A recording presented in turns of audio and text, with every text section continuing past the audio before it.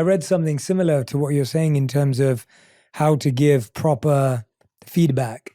And it was in a book called The Culture Code by Daniel Coyle. And he talks about a 3-step method that the first thing you do is you share that we have high standards here because you don't want to live in a world of low standards. You don't want to drop your company standards. So you remind the person you're speaking to, we have high standards here. We have high goals. And the second thing you do is you say to that person, and I believe you can get there. Yeah.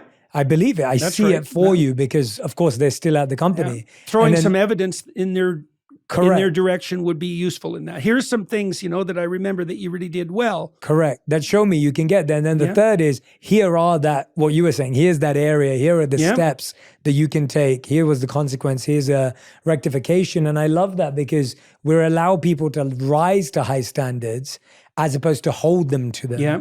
And I think there's a difference between that in how society is functioning right now, where we want to hold people to certain standards, but we're not willing to help them rise towards them. And it seems like God in this conversation with Abraham is like encouraging Abraham to rise, not just pointing at a standard that should be